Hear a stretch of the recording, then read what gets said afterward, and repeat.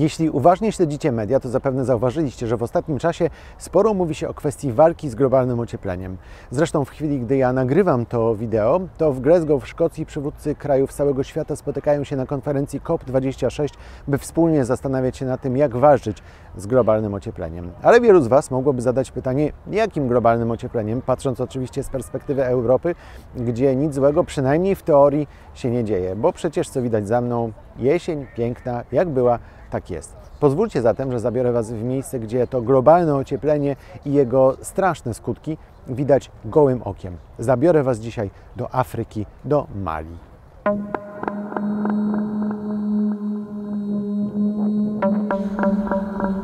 Na tej pustyni kiedyś było ogromne jezioro. Było, ale już go nie ma. Położone na skraju Sahary jezioro Figibin po prostu wyschło. Wszystko zaczęło się w latach 70. ubiegłego wieku, kiedy w Mali panowała susza. Wydmy rozrastały się i stopniowo wypierały jezioro. Na domiar złego powodzie z pobliskiej rzeki Niger zniszczyły kurczące się z roku na rok pola uprawne. W rezultacie mieszkańcy stracili główne źródło zarobku. Nie mogli już uprawiać ziemi ani łowić ryb.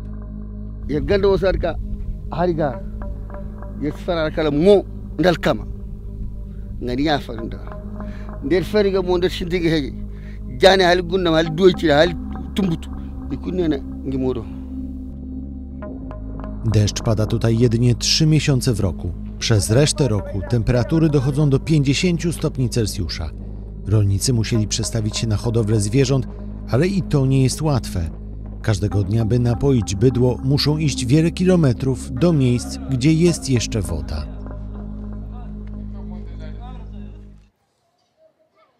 Cała okolica systematycznie niszczeje. Domy w 6 okolicznych wioskach są stopniowo zasypywane przez piasek. Voyez cette dune de sable n'était pas là, donc ça quittait l'est pour traverser l'école. Sinon, c'était un terrain plat entre les deux blocs là.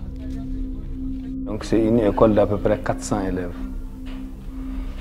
400 élèves, cela veut dire toute une génération perdue. Od czasu, gdy wyschło jezioro, z ziemi wydostaje się gaz. Zdarza się, że zapłon pali pozostałe drzewa. Regarde. Regarde. Regarde. Regarde. Regardez comment la couleur de notre terre a changé.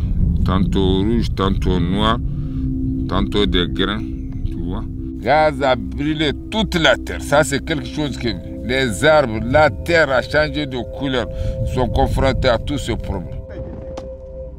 Kurczące się zapasy ziemi uprawnej powodują, że w rejonie dochodzi do sporów i walk o ostatnie skrawki ziemi, także walk zbrojnych. Ludzie ścinają też pozostałe tutaj jeszcze drzewa, bo to ich jedyne źródło utrzymania.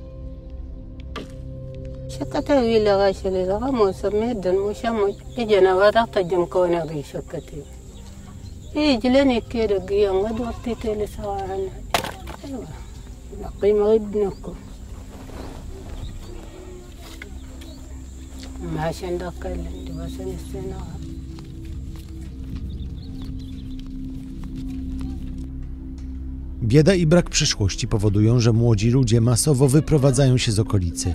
Ocenia się, że z rejonu byłego jeziora wyemigrowało nawet 60% młodych mieszkańców. Ich rodziny żyją teraz w zasadzie tylko z pieniędzy, które młodzi ludzie przysyłają.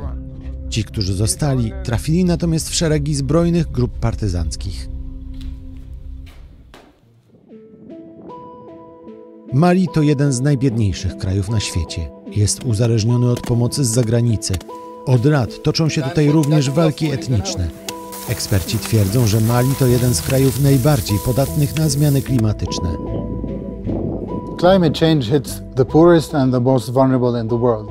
We see that concretely with people affected by war, violence, and many other situations that are impacting their daily lives.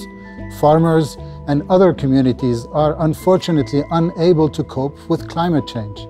Afryka jest kontynentem, gdzie zmiany klimatyczne widać jak na dłoni. Według ONZ kontynent ogrzewa się szybciej niż jakiekolwiek inne miejsce na Ziemi.